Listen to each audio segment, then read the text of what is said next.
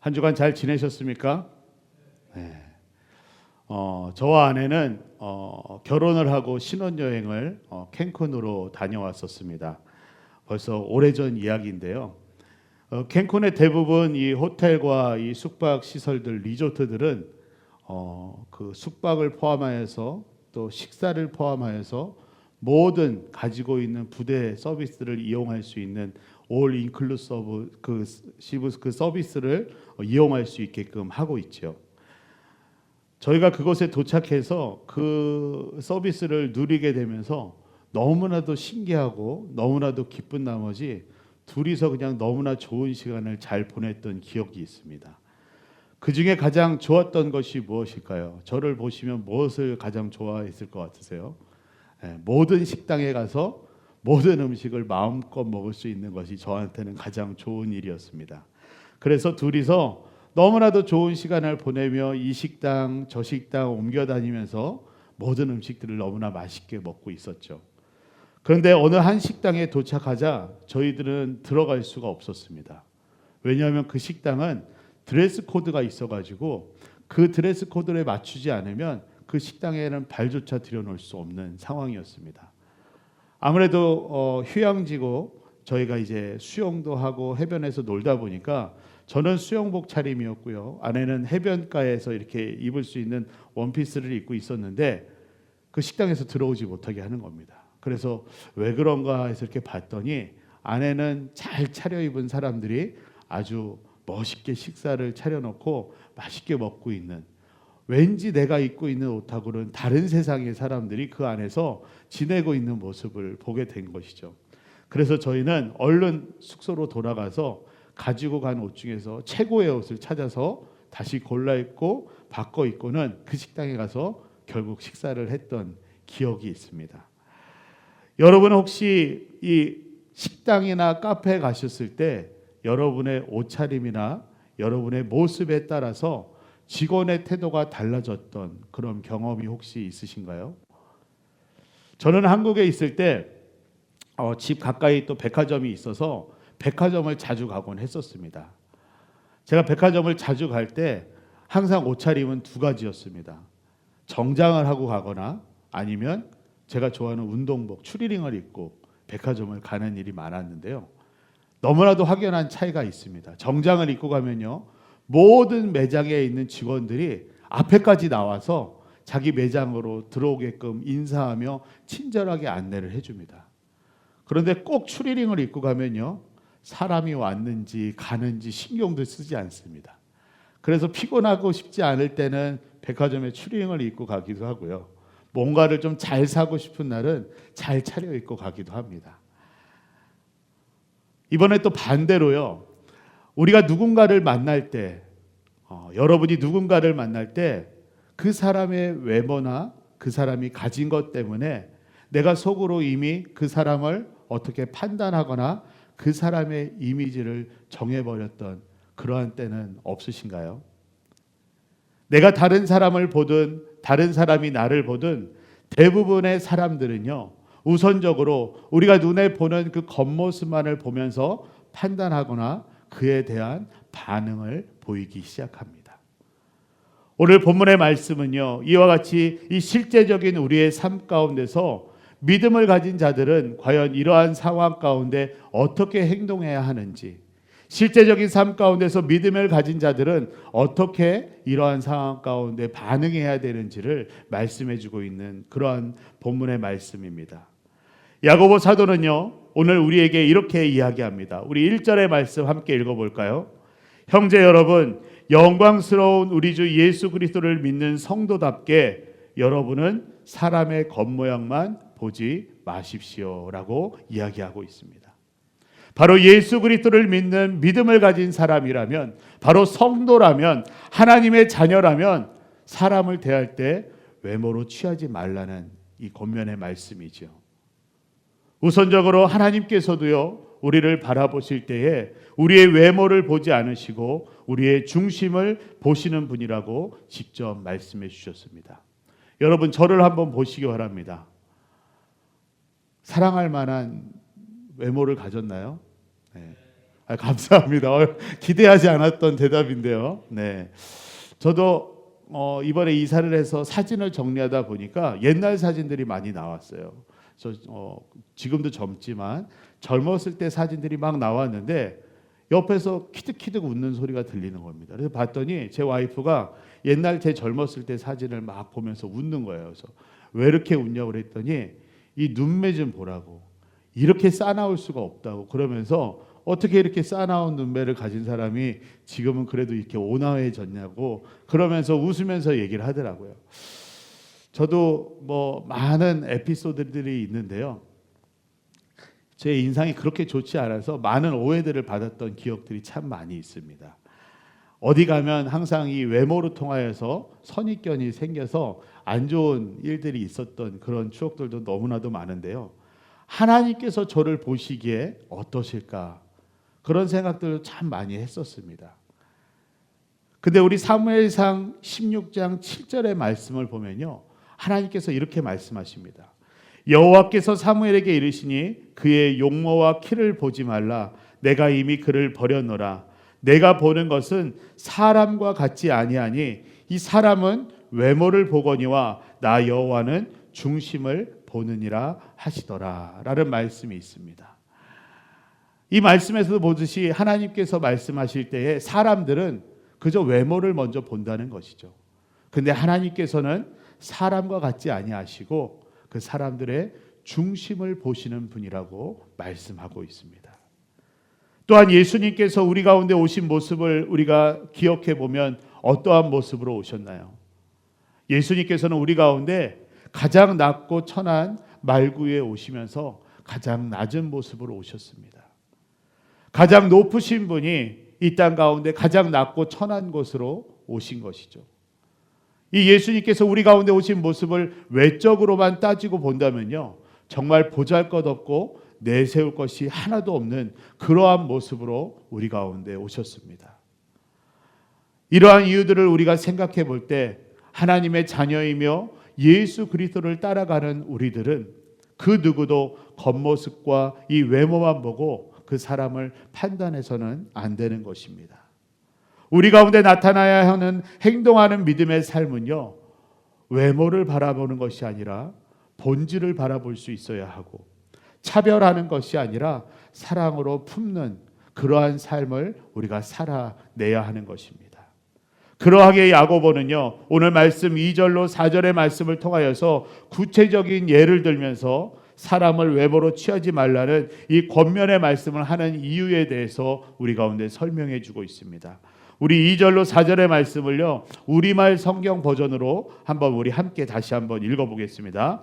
만일 여러분의 회당에 금반지를 끼고 화려한 옷을 입은 사람들이 들어오고 또 누더기 옷을 걸친 가난한 사람들이 들어올 때 화려한 옷을 입은 사람을 보고는 여기 좋은 자리에 앉으시오라고 말하고, 가난한 사람에게는 거기 섰든지 내 발 아래 앉으시오라고 말한다면 이는 여러분이 스스로 차별하며 악한 생각을 따라 판단하는 사람이 된 것 아닙니까?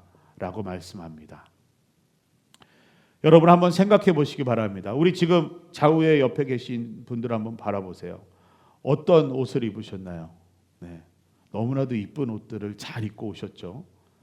근데 저 뒤에서 누가 들어오는데요, 화려한 금반지와 목걸이와 정말 누가 봐도 정말 돈이 많고 화려한 그런 사람들이 들어왔을 때 우리 교회에서 막 정중하게 모시면서 제일 좋은 자리를 찾아 앉히고, 그 뒤에 따라 또 가난하게 보이고 좀 허스름하게 보이는 그런 사람들이 들어왔을 때는 신경도 안 쓴다고 한번 생각해 보시기 바랍니다.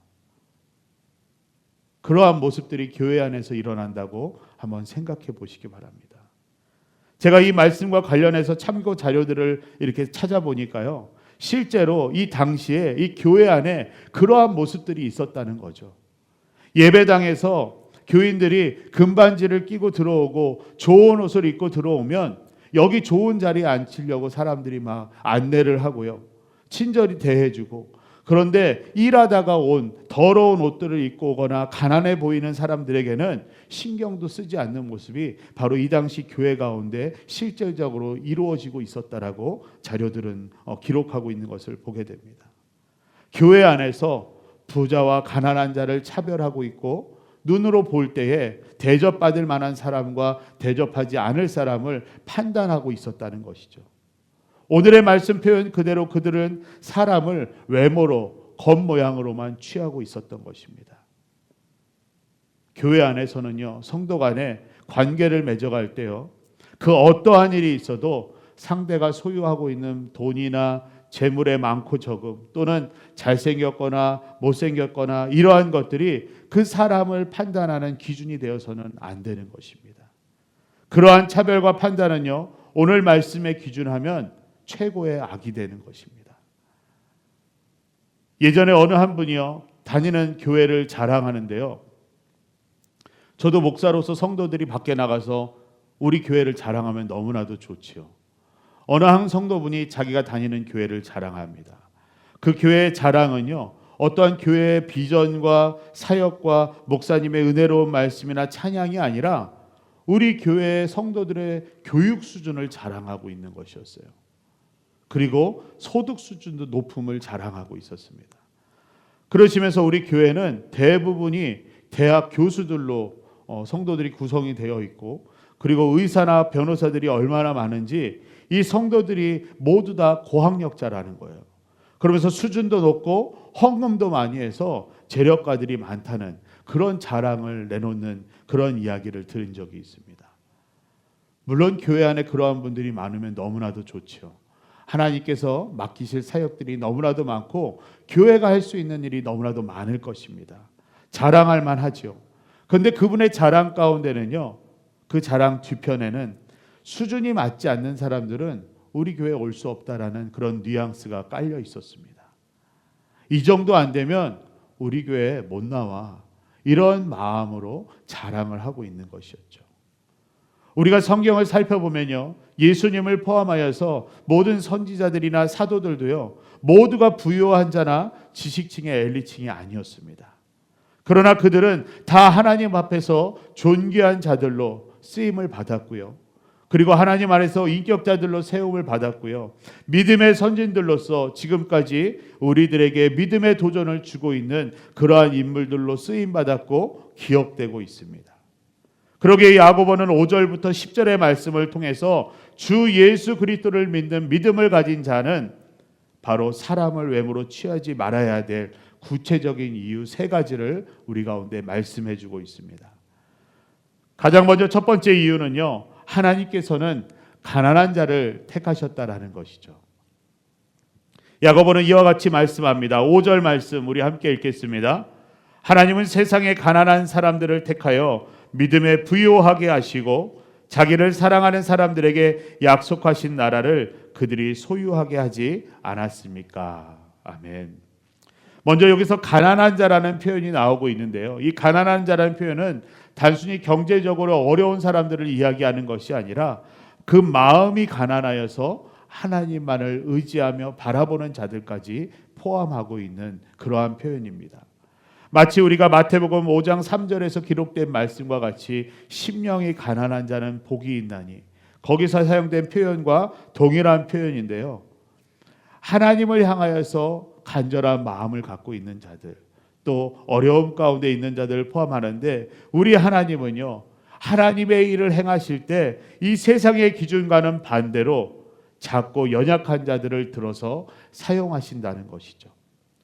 고린도전서 1장 27절로 29절의 말씀을 보면요, 우리 함께 읽어볼까요? 그러나 하나님은 세상의 지혜로운 사람과 강한 사람들을 부끄럽게 하시려고 어리석고 약한 사람들을 택하시고 세상이 대단한 인물로 여기는 사람들을 형편없이 낮추려고 천한 사람과 멸시받는 사람과 보잘것없는 사람들을 택하셨습니다. 이것은 아무도 하나님 앞에서 자랑하지 못하게 하려는 것입니다. 아멘. 사도 바울은 이 말씀을 통하여서 하나님이 이와 같이 선택하신 이유는 바로 하나님은 인간의 능력과 지혜가 아니라 오직 연약함과 부족함을 통하여서 하나님께 쓰임 받으며 그 가운데서 하나님의 영광을 드러내신다는 것을 이야기하고 있는 것입니다. 결과적으로 볼 때 어떠한 인간도요, 자신의 조건이나 업적을 내세워서 자랑할 수가 없고 연약함과 부족함 가운데서 오직 하나님만이 드러나도록 하나님만이 영광 받으셔야 함을 나타내고 있는 것입니다. 한없이 연약하고 부족한 우리가 어찌 우리가 외모를 취하며 겉모습으로 판단할 수 있겠습니까? 어느 한 교회에 처음으로 지체장애가 있는 장애인 성도가 교회를 등록하게 되었습니다. 이 기존의 성도들은요, 교회 안에 이런 장애를 가진 성도를 처음 맞이하다 보니까 여러 가지 반응들이 나타나기 시작했습니다. 이 지체 장애를 겪고 있다 보니 이 성도는요, 마음대로 움직이지 못하는 손, 그리고 항상 찡그려져 있는 표정, 이러한 모습들로 사람들 간에 어색함을 형성하기도 했고요. 그리고 예배 시간 가운데 몇 분들은 불편함을 드러내기도 하였습니다. 그런데 이 지체장애 성도는요, 예배 시간마다 그 누구보다도 뜨겁게 기도하고 찬양하였습니다. 이 손이 불편하다 보니 이 손으로 허벅지를 쳐가면서 박수하면서 하나님을 찬양했고요. 그 예배 가운데 찬양하며 기도하는 모습 가운데는 늘 찡그려져 있던 그 표정이 너무나도 밝은 표정으로 변하여서 하나님을 예배하는 모습으로 나아가고 있었습니다. 그러한 모습을 계속해서 바라보던 이 성도들은요, 그제서야 저 성도 가운데 믿음의 부요함이 있구나를 깨닫게 되었습니다. 그 성도 가운데 있는 중심을 바라보게 된 것이었습니다. 그리고 교회와 교인들은 그 성도를 통하여서 하나님께서 바라보시는 것은 우리의 모습이 아니라 정말 그 중심에 하나님을 향한 그 믿음이구나를 깨닫게 된 것이죠. 그러면서 그 교회는 그 이후로 어떠한 모습에서의 어떠한 상황에서의 차별과 어떠한 편견을 가지지 않고 모두를 품을 수 있는 그러한 교회로 성장해 나갔다라고 합니다. 사랑하는 성도 여러분, 여러분은 혹시 여러분의 기준이나 아니면 세상적 기준으로 다른 사람을 판단한 적은 없으신가요? 하나님께서는 우리의 기준, 세상의 기준과는 달리 가난한 자에게 믿음을 주시고 그들을 들어서 사용하시며 그들 가운데에 천국을 기업으로 약속하여 주셨다라고 말씀하고 있습니다. 더 이상 보여지는 모습이 아닌 하나님의 기준으로 바라보며 섬길 수 있는 그러한 행동하는 믿음을 가진 우리 모두가 될 수 있기를 간절히 바랍니다. 사람을 외모로 취하지 말아야 할 두 번째 이유에 대해서는 바로 세상의 부와 권세가 기준이 아니기 때문입니다. 야고보는 이어서 6절과 7절 말씀에서 이와 같이 말씀합니다. 우리 함께 읽겠습니다. 여러분을 괴롭히는 법정으로 끌어가는 사람들은 부자들이 아닙니까? 그들은 여러분에게 주어진 고귀한 이름을 모독하지 않았습니까? 라고 말씀하죠. 이 말씀에서 우리는 이 부자라는 표현을 볼 때에 우리가 그냥 돈 많은 자들만 생각하면 안 됩니다. 왜냐하면 교회 안에서도요, 충분히 하나님의 은혜와 축복 가운데 많은 물질을 가지고 하나님의 귀한 일들을 감당하고 있는 재력가들도 있기 때문이죠. 여기서 말하고 있는 부자는요, 당시 상황 가운데 부자층에 속해 있던 사두개인들을 칭하고 있는 표현입니다. 이들은요, 가난한 유대인 그리스도인들을 악독하게 박해하였었습니다. 그들의 압제 가운데는 종교적인 것은 물론이었고요, 경제적인 부분에서도 많은 괴롭힘이 있었습니다. 곧 부와 권력은 잡은 자들이 가난한 자들을 괴롭힐 뿐만 아니라 그리스도인들까지 무자비하게 압제하고 탈취하였던 것을 기록을 통하여서 보게 됩니다. 그리고 이들은 그들의 권세를 내세워서 법정으로 강제로 끌고 가서 벌까지 받게 하는 그런 어려움까지 주었던 것을 보게 되죠. 그래서 그 다음에 나와 있는 말씀을 보면 고귀한 이름을 모독하였다라는 표현이 나오는데요. 여기서 고귀한 이름이라는 것은 바로 예수 그리스도의 이름을 가리키는 것입니다. 이들은 자기들이 갖고 있는 부와 권세로 인하여서 자기들의 어려움이 없고 불편함이 없다 보니 그리스도인들을 핍박하면서 예수의 이름마저도 모독하는 그러한 행위를 저질렀던 것입니다. 그들은 자신들이 가졌던 부와 권세로 그 어느 것도 무서워하지 않았고요. 심지어 하나님조차 모독하는 행위를 저질렀던 것입니다. 그러나 재산이 많고 권력이 있다 하여서 자신들의 마음대로 할 수 있는 것이 아닙니다. 자기보다 덜 가졌거나 연약한 자들이 자신보다 낮은 사람이라고 인정해서는 안 되는 것이죠. 왜냐하면 하나님 나라에서는요, 이 땅의 부와 권세가 그 사람의 기준이 되지 않기 때문입니다. 우리가 성경 여러 곳에서도 이 부자에 대한 경고하는 말씀들이 많이 나온 것을 확인하게 되는데요. 이 경고의 말씀들 가운데서 대부분의 부자들은 결국 천국에 이르지 못한다는 그러한 말씀들을 우리는 보게 됩니다. 대표적인 말씀으로 복음서에 기록된 예수님의 말씀을 우리가 찾아보면요, 마가복음 10장 25절의 말씀인데요, 이와 같이 말씀합니다. 낙타가 바늘기로 들어가는 것이 부자가 하나님의 나라에 들어가는 것보다 쉬우니라 하시니. 사랑하는 성도 여러분, 사람의 가치는 얼마나 가졌는가의 그 소유의 기준이 아니라 그리스도를 닮은 삶에서 드러나는 것입니다. 그러하기에 부와 권세가 기준이 될 수가 없음을 기억하시면서 행동하는 믿음의 삶을 통해 그리스도인으로서의 온전한 가치를 드러낼 수 있는 우리 모두가 될 수 있기를 바랍니다. 마지막으로 사람을 외모로 취하지 말아야 될 이유는 바로 이 차별은 사랑의 법을 어기는 죄이기 때문입니다. 야고보는 마지막으로 강조하고 있습니다. 8절로 9절 말씀 우리 읽겠습니다. 내 이웃을 내 몸과 같이 사랑하라 하신 최고의 법을 지키면 잘하는 것입니다. 그러나 여러분이 사람의 겉모양만 보고 판단한다면 죄를 짓는 것이며 율법이 여러분을 범죄자로 선언할 것입니다. 아멘. 이 말씀에서 표현하고 있는 최고의 법은 바로 예수님께서 우리 가운데 말씀하신 가장 큰 계명인 서로 사랑하라입니다. 그러하기에 즉 최고의 법은 사랑의 법이라 할 수 있습니다. 마태복음 22장을 보면요, 한 율법학자가 예수님을 시험하기 위해서 이와 같이 질문합니다. 선생님, 모세의 법 중에서 가장 큰 계명이 무엇입니까? 라고 질문을 하자 예수님께서 이와 같이 말씀하셨습니다. 예수님의 대답을 우리 함께 읽겠습니다. 예수님은 이렇게 대답하셨습니다. 내 마음을 다하고 정성을 다하고 뜻을 다하여 주 너의 하나님을 사랑하라. 이것이 제일 중요한 계명이다. 그 다음은 내 이웃을 내 몸과 같이 사랑하라는 계명이다. 모든 율법과 예언자들의 가르침은 이 두 계명에서 나온 것이다. 아멘. 예수님께서 말씀하신 이 사랑의 실천은요, 첫째로는 마음을 다하고 성품을 다하고 힘을 다하여서 하나님을 사랑하는 것이고요. 두 번째로는 그 사랑으로 이웃을 내 몸과 같이, 우리 몸과 같이 사랑하는 것입니다. 그러면서 모든 율법과 예언자들의 가르침이 바로 이 두 계명에서부터 나온 것이라고 예수님께서 말씀해 주시죠. 그토록 하나님의 사랑, 이웃 사랑이 중요한 것이고 우리 가운데 최고의 법이며 최고의 계명인 것입니다. 그런데 만약에 우리가 사람을 외모로 취하면 우리는 이 최고의 법을 어기는 자가 되는 것이죠. 야고보는 너무나도 쉽고 간단하게 이야기합니다.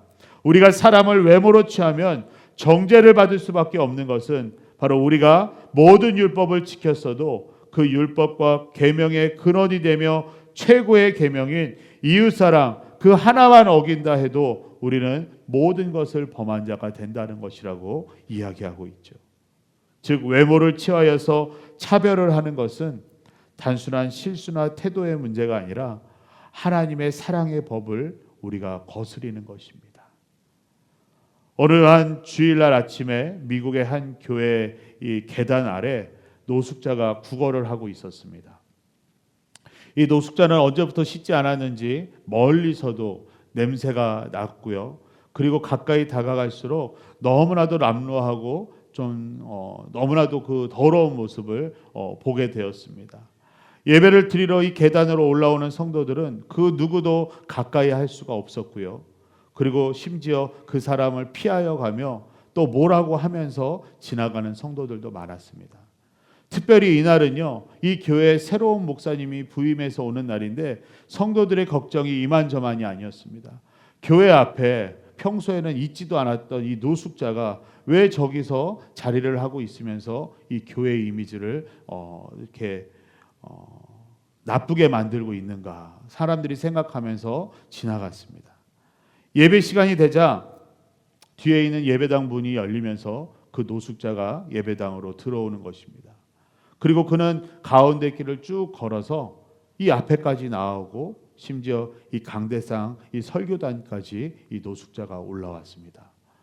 사람들은 웅성웅성하다가 갑자기 조용해지죠. 그 가운데 그 노숙자는 자신이 입고 있던 옷을 벗어버리고 쓰고 있던 모자를 벗어버리면서 새로 부임해 오는 담임 목사임을 드러냅니다. 그러면서 이 목사님은요, 강단에서 지금 이 교회의 현실적인 믿음의 현 주소를 이야기해 줍니다. 이와 비슷하게 한국에서도 한 교회가 이 영상을 보았는지 청년부 담당 목사가 이 모습을 똑같이 하였습니다. 교회 앞에서 노숙자로 변장을 하고 청년들이 예배 시간에 들어오는데 그 앞에서 구걸을 하는 겁니다. 근데 상황은 똑같습니다. 교인 어느 누구도, 이 청년들 어느 누구도 이 노숙자를 케어하지 않는 것입니다. 심지어는요, 경찰에 신고해가지고 이 목사님이 잡혀갈 뻔했습니다. 그런 해프닝이 났었어요. 사랑하는 성도 여러분, 누가 정말 우리의 이웃입니까? 이웃을 내 몸과 같이 사랑하는 이 말씀에 우리는 내가 사랑할 만한 사람만을 찾고 있는 건 아닌가요? 겉모습을 바라보며 외모를 취하며 내가 사랑할 대상을 정하고 있는 것은 아닌지, 내가 복음을 전해야 되는 대상, 내가 사랑으로 품어야 되는 대상, 내가 섬겨야 할 대상이 외모나 조건으로 인해서 배제되고 있지는 않은지 우리는 한번 우리의 모습을 돌아볼 수 있어야 할 것입니다. 하나님께서는요, 나도 사랑해 주셨고 우리 모두를 사랑해 주셨습니다. 내가 사랑받았고 우리가 사랑받았는데 우리가 누구를 차별할 수 있겠습니까? 오늘 우리는 이 믿음을 가진 자의 삶이 어떠해야 되는지 오늘 말씀을 통하여서 우리가 함께 나누었습니다. 행동하는 믿음, 그 믿음을 가진 자는 바로 사람을 외모로 취하지 않으며 차별하지 않는 삶을 살아가는 자들인 것입니다. 하나님께서는 가난한 자를 택하여서 믿음을 부여하게 하셨고 이 세상에서의 부와 권세는 결코 사람의 가치의 기준이 될 수 없음을 우리는 확인하였습니다. 그리고 차별은 곧 하나님의 사랑의 법을 어기는 최고의 죄임을 우리는 보았습니다. 하지만 우리 안에는 여전히 외모와 조건으로 사람을 판단하는 유혹이 늘 있습니다. 이제는 그 모든 유혹들을 물리치시면서 믿음을 가진 자로서 예수님처럼 낮고 천한 자를 품고 모든 이들을 하나님의 형상으로 존중하며 섬길 수 있기를 바랍니다. 예수의 길을 따라가는 사랑하는 성도 여러분, 이 시간 우리가 함께 세 가지 결단의 고백을 하고 말씀을 마치기를 원합니다. 첫 번째 고백 우리 함께 따라하겠습니다. 나는 이제 사람을 볼 때 하나님의 눈과 기준으로 보겠습니다. 우리 함께 고백하겠습니다. 나는 이제 사람을 볼 때 하나님의 눈과 기준으로 보겠습니다. 두 번째 고백입니다. 나는 가난한 자, 약한 자에게 한 번 더 손 내밀겠습니다. 우리 고백하겠습니다. 나는 가난한 자, 약한 자에게 한 번 더 손 내밀겠습니다. 마지막 결단의 고백으로요. 나는 외모와 겉모습으로 판단하지 않고 사랑으로 섬기겠습니다. 고백하겠습니다. 나는 외모와 겉모습으로 판단하지 않고 사랑으로 섬기겠습니다. 아멘. 이와 같은 삶을 살아낼 때 우리의 삶은 이 세상 속에서 행동하는 믿음의 증거로 나타나게 될 것입니다. 예수 그리스도를 믿는 믿음을 가진 자로서 행동하는 그 믿음의 삶을 살아내는 우리 모두가 될 수 있기를 간절히 소망합니다.